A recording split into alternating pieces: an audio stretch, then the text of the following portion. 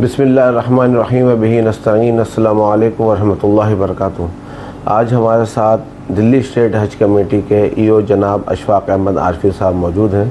اور ہم ان سے مفصل انداز میں پورے حج کے کارکردگی پر بات چیت کریں گے انشاءاللہ۔ اور آپ کا بہت پرانا تجربہ ہے، ایک زمانے سے آپ دلی اسٹیٹ حج کمیٹی کے ایو ہیں، اور ایو ہونے کے ساتھ ساتھ آپ کے دل میں جو حاجیوں کے لیے محبت ہے اور ان کی خدمت کا جو جذبہ آپ کے اندر ہے وہ بھی نمایاں نظر آتا ہے۔ آپ نے بے پناہ خدمات حاجیوں کو لیے کی ہیں اور ان کے سہولت کے لیے جو بھی ممکنہ کوششیں ہو سکتی ہیں وہ تمام کوششیں بھی آپ کرتے رہے ہیں اور انشاءاللہ آئندہ بھی کرتے رہیں گے۔ جی اشفاق صاحب، آپ کا بہت بہت خیر مقدم ہے۔ اس بار اگر ہم مجموعی طور پر دیکھیں تو حج 2024 کیسا رہا آپ کی نظر میں؟ بسم اللہ الرحمن الرحیم۔ سب سے پہلے تو میں آپ کا نہایت شکر گزار ہوں اور دلی اسٹیٹ حج کمیٹی کی جانب سے آپ کا شکریہ ادا کرتا ہوں کہ آپ الحمدللہ بذات خود بھی حاجیوں، اللہ کے مہمانوں کی خدمات میں مصروف رہتے ہیں اور شب و روز مصروف رہتے ہیں، اور دلی اسٹیٹ حج کمیٹی میں آپ بحیثیت معزز ممبر کے بھی شامل رہیں اور ٹرینر کے طور پر بھی رہیں، اور سب سے بڑی حیثیت جو ہماری ہوتی ہے وہ خادم کی ہوتی ہے۔ جہاں تک سوال اس سال کے حج کا ہے، اللہ کا لاکھ لاکھ شکر ہے کہ الحمدللہ مبارک حج کے جو بنیادی تقاضے ہیں اور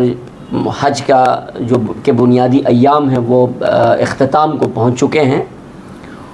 اور حج ایک ایسا فریضہ ہے جو انسان کو اس کی ادائیگی جس پر وہ فرض ہے ہر حال میں کرنی ہوتی ہے۔ موسم کی سختی، برق و باراں، سفر کی صعوبتیں، وہ سب ہر زمانے میں لاحق ہوتی رہی ہیں اور ہر سال ہوتی ہیں، اس سال بھی ہوئی ہیں۔ لیکن اس سال کا حج موسم کی سختی کی وجہ سے، گرمی کی شدت کی وجہ سے عازمین کرام اور حجاج کرام کے لیے کچھ زیادہ مشکلات بھرا رہا، لیکن الحمدللہ اب وہ ختم ہو چکا ہے، اور اللہ کا شکر ہے کہ عازمین کرام کی اپنے وطن عزیز کو واپسی آج سے شروع ہو رہی ہے، اور ہم سب اپنے عازمین کے استقبال کے لیے یہاں موجود ہیں، اور آج اندرا گاندھی انٹرنیشنل ایئرپورٹ پر دلی کے ان کا استقبال ہم کرنے جا رہے ہیں۔ ماشاءاللہ، بڑی اچھی بات یہ ہے کہ الحمدللہ اس بار کوئی اسٹیمپیڈ وغیرہ وہاں نہیں ہوا جیسا ماضی میں سنتے آئے ہیں، اور یہ بھی بات ہے کہ گرمی کی شدت رہی جس وجہ سے اس طرح کی کچھ خبریں بھی موصول ہوئیں۔ مگر آپ یہ بتائیں کہ یہ پریشانیاں تو حاجیوں کو مشقتیں برداشت کرنی ہوتی ہیں، اس کے بارے میں کچھ حاجیوں کو آگاہ کرنے کا کچھ نظم و نسق رہتا ہے؟ دیکھیے الحمدللہ، جیسا کہ شاداب صاحب آپ کو بھی معلوم ہے، آپ بھی ہمارے ٹرینر ہیں اور دلی اسٹیٹ حج کمیٹی کے سے مختلف سطحوں پر وابستہ رہے ہیں، پہلے بھی اور آج بھی ہیں۔ الحمدللہ دلی اسٹیٹ حج کمیٹی کی جانب سے عازمین کرام، حجاج کرام کی تربیت کے لیے، ان کو نہ صرف ارکان و مسائل کی معلومات بہم پہنچانے کے لیے، بلکہ وہاں جغرافیائی اعتبار سے، موسم کے اعتبار سے، وہاں کے جو ٹراپیکل ضروریات ہیں اس کے نقطہ نظر سے تمام طرح کی مختلف سطحوں کی ٹریننگ اور تربیت ہم دیتے رہتے ہیں کہ عازمین کرام کو وہاں رہائش کے سلسلے میں کس طرح کی احتیاط برتنی ہے، وہاں کے قوانین اور ضوابط کیا ہیں، قوانین کے اعتبار سے کن باتوں کا خیال رکھنا ہے، وہاں کے موسم کے اعتبار سے، سفر کی دقتوں کے اعتبار سے، ہر اعتبار سے ان کو مطلع کرنے، ان کو باضابطہ یعنی مفصل تربیت دینے کا نظم و نسق رہتا ہے، اور پوری دلی کو مختلف زمروں میں، مختلف زون میں تقسیم کر کے ہم مختلف مقامات پر عازمین کرام کی تربیت کا اہتمام کرتے ہیں، اور ان کو طبی ضروریات کے سلسلے میں بھی، ان کی صحت کے معاملات کے سلسلے میں بھی، اور ان کے جو مقامی قوانین ہیں ان کے اعتبار سے بھی، جو سفری ضروریات ہیں ان کے اعتبار سے بھی، ہر طرح سے ان کو اطلاع فراہم کرنے کی اور تربیت دینے کی کوشش کرتے ہیں اور الحمدللہ جہاں تک میرا اپنا تجربہ رہا ہے گزشتہ برسوں کا، کہ ہمارے دلی کے عازمین کرام دوسرے صوبے کے جو حجاج کرام ہیں ان کے مقابلے میں الحمدللہ زیادہ باخبر ہوتے ہیں۔ دیکھیے، بہت اچھی آپ نے معلومات فراہم کی ناظرین۔ آپ دیکھیں کہ دلی اسٹیٹ حج کمیٹی نہیں بلکہ حج کمیٹی آف انڈیا بھی اس طریقے کے نظم و نسق کو رکھتی ہے، ٹرینر منتخب کرتی ہے اور ٹرینرز کو باضابطہ سرکولرز اور دوسری ٹریننگ سے آراستہ کر حاجیوں کے ساتھ پاس بھیجا جاتا ہے کہ ان کو یہ چیز کے لیے بتا سکیں کہ موسم کی سختیاں ہیں تو اس کو کیسے برداشت کرنا ہے، اور آپ کو حج کے جو دینی مسائل ہیں ان کو کیسے ادا کرنا ہے۔ اس کے علاوہ سعودی گورنمنٹ تمام تر وہاں پر انتظامات کرتی ہے، اور ان انتظامات کو ہمارے ملک کی طرف سے بھی ضرورت کے تحت جو ضروری چیزیں، دوائیں ہیں، ڈاکٹرز ہیں، پیرامیڈیکلز ہیں، ایڈمنسٹریٹو ورکس کے لیے بہت سارا سرکاری عملہ یہاں سے روانہ ہوتا ہے جو سرکاری خرچے پر جاتا ہے اور وہ حجاج کرام کی خدمت کرتا ہے۔ تو اس کے بارے میں بھی اگر آپ تھوڑا سا، چونکہ لوگ صرف ایک ہی نام جانتے ہیں کہ خادم الحجاج، تو میں یہ سمجھتا ہوں کہ خادم الحجاج سے اوپر بھی کچھ چیزیں ہوتی ہوں گی، اور خادم الحجاج کے ساتھ وہاں جو سینئر اسٹاف ہے ان کی بھی کچھ معاملات ہوتے ہوں گے۔ معلم کیا چیز ہے، سی جی آئی کا کیا کام ہے، تھوڑا حج کمیٹی کا کیا کام ہے، اور ان کی کیا کیا ذمہ داریاں ہیں؟ دیکھیے، جیسا کہ آپ کو معلوم ہے کہ حج ہندوستان سے باہر جتنے بھی ایونٹس ہوتے ہیں حکومت ہند کے، اس میں سب سے بڑا ایونٹ اور سب سے بڑا آپریشن الحمدللہ فریضہ حج کی ادائیگی سے متعلق ہوتا ہے، اور اس میں عازمین کرام کی، حجاج کرام کی خدمات کے لیے اور ان کی رہنمائی کے لیے اور تمام تر جو نظم و نسق ہے اس کو برقرار رکھنے کے لیے مختلف سطحوں پر انتظامات کیے جاتے ہیں، اور اس میں جو بنیادی ایجنسی جو انہیں دخیل ہوتی ہیں وہ حج کمیٹی آف انڈیا، وزارت اقلیتی امور جو ہندوستان کا مائنٹری افیئرس منسٹری، اور ایکسٹرنل افیئرس منسٹری، جتنے بھی حج کی پروازوں سے پہلے حج فارم کی کو پر کرنے سے لے کر کے اور عازمین کے انتخاب تک اور ان کی روانگی تک جتنے بھی عمل ہوتے ہیں وہ حج کمیٹی آف انڈیا اور تمام ریاستی حج کمیٹیوں کے زیر انتظام یہ سب کام ہوتے ہیں۔ اس کے بعد جب یہاں سے اپنے اپنے ملکوں سے عازمین حج کی ادائیگی کے لیے سعودی عرب یا مکہ مدینہ کی مقدس سرزمین پر پہنچتے ہیں، تو وہاں جو ہمارا کونسولیٹ جنرل جو منسٹری آف ایکسٹرنل افیئرس امور خارجہ کی منسٹری کے اندر آتا ہے، وہ ان کے انتظامات وہاں پر ہوتے ہیں، جو وہاں کے بنیادی جو حج کے ایام ہیں، جو کور حج پیریڈ ہے، اس میں جو منی، عرفات اور مزدلفہ کے انتظامات ہیں وہ وہاں کے جو وزارت حج ہے سعودی عرب کے، اس کے تعاون سے اور معلمین کے ذریعے ادا کیے جاتے ہیں۔ معلمین کا جو سسٹم ہے، وہ معلمین ایک طرح سے کمپنی ہے جو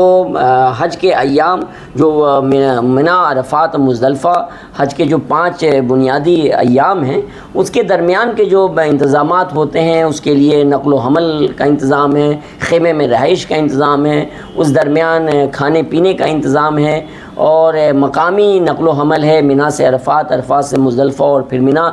یہ معلمین کے ذریعے ادا کیے جاتے ہیں۔ وہ پورا نظام، وہ پورا system Hajj committee of India کی نگرانی میں اقلیتی امور اور سی جی آئی جو کونسولیٹ جنرل آف انڈیا جن کا ہیڈ کوارٹر جدہ میں ہوا کرتا ہے، اور ان دنوں مکہ میں ان کی کیمپ آفس قائم ہوتا ہے، اس کے لیے ہندوستان سے مختلف سطحوں پر عملے جاتے ہیں، اسسٹنٹ حج آفیسر، حج اسسٹنٹ، میڈیکل، پیرا میڈیکل اسٹاف اور پورا طبی عملہ ہوتا ہے وہاں، ایک چھوٹا سا ہاسپٹل بھی قائم کیا جاتا ہے، مختلف برانچز ہوتی ہیں اور مختلف ڈسپینسریز قائم کی جاتی ہیں اور پورا سسٹم ہوتا ہے۔ اتنے بڑے نظام کو چلانے کے لیے ظاہر سی بات ہے نہ صرف انتظامی عملوں کی ضرورت ہوتی ہے بلکہ طبی عملوں کی بھی ضرورت ہوتی ہے۔ اس کے علاوہ یعنی کہ ہائر لیول پر کوآرڈینیٹرز کا بھی انتظام ہوتا ہے، اور اس زمانے میں خود حج کمیٹی آف انڈیا کے جو اعلیٰ حکام ہیں وہ بھی وہاں تشریف لے جاتے ہیں اور وہاں کیمپ کرتے ہیں اور سب مل کر کے اس کی نگرانی کرتے ہیں۔ یہ آپ نے سنا کہ کتنا لمبا ایک کام ہے جو حکومت ہند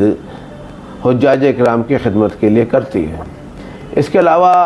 حضرت جیسے اگر ہم بالکل ابھی تازہ ترین واقعات پر آ جائیں تو گرمی کی جو شدت ہے اس میں ہم نے سنا کہ وہاں پر گرمی کی وجہ سے کچھ پریشانیاں آئی ہیں، اور سعودی حکومت نے باضابطہ اس گرمی سے بچنے کے لیے ایک گائیڈ لائن نکالی کہ 11 بجے سے شام کو 4 بجے تک آپ کو کیمپ سے باہر نہیں نکلنا، اس کے بعد بھی لوگ نکلے۔ تو اس بارے میں آپ کا کیا نظریہ ہے؟ دیکھیے، جیسا کہ ابھی اس گفتگو کی ابتدا میں ہی ہم نے ذکر کیا کہ ایسے بنیادی طور پر دیکھیں تو چونکہ حج کا فریضہ وہ یعنی کہ مکہ اور مدینے میں ادا کیا جاتا ہے، اور ایک لمبا طویل سفر ہوتا ہے، اور سفر تو صعوبتوں سے بھرا ہوتا ہے، اور ایک جو موجودہ سسٹم اور نظام ہے اس کے تحت کم سے کم 40 دن کا یہ سفر ہوتا ہے۔ اس میں جو وہاں کی جغرافیائی صورتحال ہے، مثلاً ابھی گزشتہ سال سے اور اس سال بھی اور آئندہ بھی 1-2 برسوں تک جو حج کے جو ایام ہیں وہ نہایت ہی شدید گرمی کے زمانے میں واقع ہو رہا ہے، اور سعودی عرب اور خاص طور سے مکہ معظمہ کا جو ٹراپیکل سچویشن ہے وہ گرم خطہ ہے، تو اس سال وہاں گرمی کی شدت کچھ زیادہ ہی رہی، 42 ڈگری سے اوپر، بلکہ بعض اوقات 42 ڈگری، چونکہ آپ کا اگر موسم 42 ہے تو پھر اتنے لوگوں کا ازدحام اور اتنی گاڑیاں، اتنی اے سی چلتی ہیں، پھر وہاں کی سڑکیں پتھریلی ہیں، ہر طرف خشک پہاڑ ہیں، تو ان سب کی وجہ سے بھی گرمی کی شدت بڑھ جاتی ہے۔ اگر 42 ڈگری گرمی ہے تو پھر گرمی کی شدت وہ مزید بڑھ کر کے وہ 50، 51 اور 52 ڈگری تک بھی پہنچ جاتی ہے، وہ اس سال بھی ہوا ہے۔ اس کے لیے باضابطہ ہدایات جاری ہوتی رہتی ہیں، ٹائم ٹو ٹائم ہم اپنے عازمین کو ٹریننگ کے ذریعے بھی بتاتے ہیں کہ اس درمیان یعنی کہ آپ امبریلا کا، چھتری کا استعمال کریں، پانی پیتے رہیں، جوس پئیں، لیکوڈ کا استعمال بار بار تھوڑا تھوڑا کیا جانا چاہیے تاکہ ڈی ہائیڈریشن نہ ہو۔ اور اسی طرح درمیان میں حکومت سعودی عربیہ کے وزارت صحت کی جانب سے، حج کمیٹی آف انڈیا کی جانب سے بھی مختلف قسم کی ہدایات جاری ہوتی رہتی ہیں۔ مثلاً اس سال بھی یہ ہدایت جاری ہوئی کہ آپ 10 بجے سے 4 بجے تک رمی کے لیے نہ جائیں، چونکہ بہت زیادہ شدت ہوتی ہے۔ اس کے باوجود چونکہ ایک ایمانی جذبے کے تحت اور کچھ اپنے فرائض کی، واجبات کی ادائیگی میں عجلت اور جلدی کے نقطہ نظر سے عازمین اکرام اپنے خیموں سے نکلتے ہیں، اپنے گھروں سے نکلتے ہیں۔ آپ نے یہ سنا ہوگا کہ یہ بھی ایڈوائزری جاری ہوتی ہے، ابھی گزشتہ جمعے کے لیے بھی یہ ایڈوائزری جاری ہوئی کہ جو لوگ جہاں جس علاقے میں مثلا عزیزیہ میں قیام پذیر ہیں تو وہ اپنے اپنے علاقے کی مسجدوں میں ہی جمعے کی نماز پڑھیں، حرم شریف آنے کی کوشش نہ کریں۔ موسم کی شدت کی وجہ سے ان کو پانی کی کمی ہو سکتی ہے، لو لگ سکتی ہے، ہیٹ اسٹروک ہو سکتا ہے۔ یہ سب چیزیں موسم کی وجہ سے واقع ہوئیں، جس کی وجہ سے ہمارے عازمین کو اس سال فریضہ حج کی ادائیگی میں تھوڑی زیادہ تکالیف، زیادہ شدت کا سامنا کرنا پڑا۔ کچھ اموات بھی ہوئی، لیکن جہاں تک اموات کا سلسلہ تعلق ہے، بحیثیت مسلمان ہمارا تو اس بات پر ایمان ہے اور ہونا چاہیے کہ انسان کی موت جب، جس وقت، جس ساتھ، جس گھنٹے، جس منٹ اور جس سیکنڈ لکھی ہوئی ہے اس وقت وہ واقع ہوگی، اور جس طرح ہونی ہے وہ ہوگی۔ اور اس چیز کو اگر ہم تسلیم کر لیں تو پھر کوئی بھی مقام شکایت نہیں رہ جاتا۔ جی بالکل، دیکھیے زندگی اور موت تو اللہ ہی کے ہاتھ ہے، اور جب اللہ چاہتا ہے جب ہی موت آتی ہے۔ ہم نے اس بار دیکھا ایک حجن صابرہ کا واقعہ ہے جن کو ڈیڈ ڈکلیئر کر دیا، اور اس کے بعد اللہ رب العزت نے شام کو یعنی دن بھر وہ انتقال میں رہی، ان کا ہاسپٹل میں سب کچھ کاغذات بھی بن گئے، مگر شام کو جنازہ اٹھنے سے پہلے ان میں اللہ نے حرکت پیدا کر دی اور الحمدللہ وہ ٹھیک ہیں اور اپنے پیروں پر وہ واپس بھی آئیں گی۔ اور پھر جو حج میں شہید ہوئے تو قیامت تک وہ لوگ حج کا ثواب لیتے رہیں گے اور روز محشر وہ تلبیہ پڑھتے ہوئے اٹھیں گے اور پھر وہ اپنا حج مکمل کریں گے۔ اس کے بعد اللہ کے حضور ایسے پیش ہوں گے کہ جیسے وہ ماں کے پیٹ سے اسی وقت جنے ہو۔ مگر بہرحال جس کا عزیز جاتا ہے، جس کا بھی انتقال ہوتا ہے، بشری تقاضا تو یہی ہے کہ اس کے دل کو تکلیف ہوتی ہے۔ اللہ رب العزت ان کو صبر جمیل عطا فرمائے اور جو دنیا سے رحلت کر گئے اللہ رب العزت ان کی مغفرت فرمائے۔ بہرحال بہت اگر ہم لمبا نہ کریں اسے، حالانکہ یہ تو ایسا موضوع ہے کہ کئی گھنٹوں تک چلے گا، آپ آئندہ سالوں کے لیے کیا کچھ ایسا نظام نسق ہے کہ حاجی جو اس سال آئے انہیں کیا تکلیف ہوئی، اس کا کچھ وہ سجیشن دے سکتے ہوں، کمپلین دے سکتے ہوں، تاکہ اس پر غور و فکر کر کے آئندہ سال کو حج کو بہتر بنانے کی، یا جو اس میں کمی رہ گئی، خرابی تو میں یہ نہیں کہوں گا، کمی یہ ہو سکتی ہے کہ کہیں 400 آدمی کی ضرورت تھی وہاں 200 رہ گئے، کہیں 300 رہ گئے، خرابی تو اسے کہتے ہیں کہ وہ اچھا ہی نہیں ہوا، اچھا تو ہوا اور اللہ کا گھر ہے، وہاں کی جتنی تعریف کی جائے کم ہے۔ اب جو کمی ہو اس کو اگر ہم ڈھونڈنے لگیں کہاں ہماری اینڈ سے کمی ہے کہاں دوسرے کے اینڈ، تو اس کے لیے کیا آپ کی طرف سے مشورے ہیں حاجیوں کے لیے، اور کیا آپ کی طرف سے کوششیں کاوشیں ہوں کہ اس میں اس کے نظم و نسق کو اور بہتر بنایا جائے؟ یہ یقینی طور پر زندہ قوموں کی تو یہی خصوصیت ہے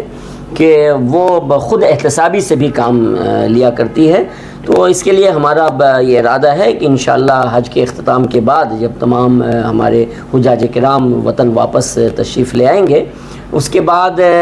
ہمارا یہ ارادہ ہے کہ اپنے تمام جو بہی خواہان ہیں، جو ہمارے ٹرینرز ہیں، جو ہمارے افسران ہیں، اور میری بات تو مختلف ریاستوں کے اسٹیٹ حج کمیٹیز کے ایگزیکٹو آفیسر سے ہوئی ہے کہ ہم لوگ مل بیٹھیں گے سر جوڑ کر اور انشاءاللہ اس پر تبادلہ خیال کریں گے کہ کیا کمیاں رہیں، کیا خامیاں رہیں، کیا کوتاہیاں رہ گئیں، اور ان کو پھر آئندہ برسوں میں کس طرح سے دور کیا جا سکتا ہے، ان کے اسباب اور اس کا سدباب کیا ہو سکتا ہے، اس پر تفصیلی گفتگو ہوگی، اور کس طرح سے ہم نظام میں کیا بنیادی تبدیلی کر سکتے ہیں، نہ صرف اندرون ملک بلکہ بیرون ملک، یعنی کہ مکہ مدینہ کے انتظامات میں بھی، مینا اور مزدلفہ کے انتظامات میں بھی، اگرچہ اس میں ہمارا بہت زیادہ کوئی عمل دخل نہیں ہے، بہت زیادہ نہیں بلکہ بالکل ہی عمل دخل نہیں ہے، لیکن پھر بھی چونکہ ہم سب اس کا ایک پارٹ ہے، ایک حصہ ہیں، تو ہم اپنی جو نیک آرا ہے اس سے تو جو اعلیٰ حکام ہے اس کو ضرور واقفیت اور آگاہی بہم پہنچائیں گے، اور انشاءاللہ اس میں اپنے تمام تر ٹرینرز کو، اپنے تمام تر جو اس سال خادم الحجاج گئے ہیں ان کو، اور کچھ دوسری سطحوں پر جو ڈاکٹرز، پیرامیڈیکلز اور دوسرے لوگ جن سے بھی رابطہ ہو سکے گا، سب کی ایک مقامی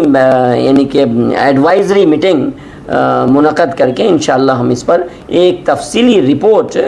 منسٹری کو، وزارت کو، حج کمیٹی آف انڈیا کو، اور ممکنہ طور پر انشاءاللہ سعودی ایمبیسی کے تھرو حکومت سعودی عربیہ کو بھی پیش کریں گے انشاءاللہ۔ تو بہت اچھی اور مفید معلومات آپ نے دی۔ آخر میں صرف میں ایک سوال یہ کرنا چاہتا ہوں، کیونکہ بہت سارے حجاج کا یہ سوال رہتا ہے کہ جو یہاں سے حکام جاتے ہیں، بہت سارے لوگ بے پناہ خدمات دیتے ہیں، بیونڈ کنٹرول خدمت دیتے ہیں، بیونڈ باؤنڈریز جاتے ہیں، ان کی اپنی اس سے زیادہ ان میں ایک جذبہ ہوتا ہے، مگر کچھ ایسے بھی لوگ جاتے ہیں جو صرف ڈیوٹی کے نام پر وہاں پر حج کرنے ہی جاتے ہیں۔ تو کیا ایسا کوئی نظم و نسق حج کمیٹیز کا ہے، سی جی آئی کا ہے کہ ان کے خلاف باقاعدہ انکوائری سیٹ اپ ہو یا ان کے خلاف کوئی کارروائی ہوتی ہو، جس سے آئندہ جانے والے افسران کو پہلے سے یہ سمجھ میں آئے کہ اگر ہم کام نہیں کریں گے تو ہمارے ساتھ ایڈورس یہ ایکشنز ہو سکتے ہیں؟ دیکھیے، ایڈورس رپورٹنگ کا پروویژن ہر سال ہوتا ہے، اور مثلاً خادم الحجاج کے لیے جو سرکولر جاری ہوتے ہیں یا دوسرے سطحوں پر جو لوگ جاتے ہیں ان سب کے لیے یہ ہوتا ہے کہ اپنی اپنی ذمہ داریوں کو بخوبی ادا کرنا ہے، اور کہیں کوئی کوتاہی ہوگی اور اس کی وجہ سے کوئی نظم و ضبط میں خرابی آئے گی تو ان کو یعنی کہ ریپیٹریٹ بھی کیا جا سکتا ہے، وطن واپس بھی کیا جا سکتا ہے، اور ان پر جو اخراجات ان کے سفر میں اور ان کی دوسری ضروریات میں سرکار نے، حکومت نے اپنی جانب سے خرچ کیے ہیں، اس کی واپسی، اس کی ادائیگی اور اس کی وصولی بھی ہو سکتی ہے۔ یہ ساری چیزیں ہیں۔ اب یہ منحصر کرتا ہے وہاں کے نظام پر، سی جی آئی پر اور دوسرے لوگوں پر کہ اس کو کس حد تک عمل میں لاتے ہیں۔ اس میں کوئی دو رائے نہیں ہے کہ اب دیکھیے خدمت کا جو معاملہ ہے وہ جذبے سے متعلق ہوتا ہے۔ ہم صرف انتظام میں کوتاہی اور کمی کی بات کرتے ہیں، کہیں نہ کہیں بعض سطحوں پر جذبے میں بھی کچھ کوتاہی اور کمی ہو جاتی ہے، اور اس کا تعلق تو جذبہ ایمانی سے ہے۔ جس کے اندر اللہ اس کے رسول کا خوف ہوگا اور جس کے اندر وہ جذبہ ہوگا کہ وہ اللہ کے مہمانوں کی خدمت کے لیے جا رہے ہیں، تو یقینی طور پر وہ اپنی استطاعت بھر مکمل اور پوری کی پوری خدمت اور پورے جذبے کے ساتھ کام کریں گے۔ ہماری یہ آئندہ کوشش ہوگی ٹریننگ کے ذریعے، اپنی ہدایات کے ذریعے، کہ نہ صرف قانون کی سطح پر، نہ صرف اصول و ضوابط کی سطح پر، بلکہ جذباتی سطح پر، احساسات کی سطح پر بھی ہم اپنے تمام جو عملے ہیں، جو افراد ہیں جو خدمت کے لیے جائیں گے، ان کے اندر وہ جذبہ پیدا کرنے کی کوشش کریں کہ وہ اللہ کی رضا کے لیے اور عازمین کرام، اللہ کے مہمانوں کی خوشنودی کے لیے ان کی خدمت کے جذبے سے کام کریں، اور اس میں جو صعوبتیں برداشت ہوتی ہیں وہ ان صعوبتوں کو بھی ایک سعادت کے طور پر اس کا احساس کریں۔ تو بہت بہت شکریہ عارف صاحب آپ کا، آپ ہمارے ساتھ آئے۔ انشاءاللہ حج کے ابھی چونکہ فلائٹیں واپس آنا شروع ہوئی ہیں، اور اس کے مکمل ہونے کے بعد بھی انشاءاللہ آپ سے ایک تفصیلی ملاقات اور ہوگی۔ اس کے علاوہ ہم یہی دعا کرتے ہیں اللہ رب العزت کی بارگاہ میں کہ جو بھی لوگ حج کے لیے گئے، انہیں جو بھی مجاہدے انہوں نے وہاں برداشت کیے، اللہ رب العزت ان مجاہدوں کا بدل انہیں دنیا اور آخرت دونوں میں دے، اور جو انہوں نے مشکلیں برداشت کی ہیں، جو پریشانیاں ان کے سامنے آئی ہیں، ان مشکلوں اور پریشانیوں کو اللہ رب العزت روز محشر کی مشکلوں اور پریشانیوں کا بدل بنا دے، اور ہم سب کو بار بار حج بیت اللہ کی سعادت سے سرفراز فرمائے، اور اس کے فیوز و برکات سے ہمیں مالا مال فرمائے۔ آپ حضرات بھی دعا فرمائیے گا، اگر آپ کے کوئی سوالات ہوں تو ہمیں ضرور بھیجیے گا، انشاءاللہ اس کے جوابات لینے کی پوری کوشش کریں گے۔ شکریہ۔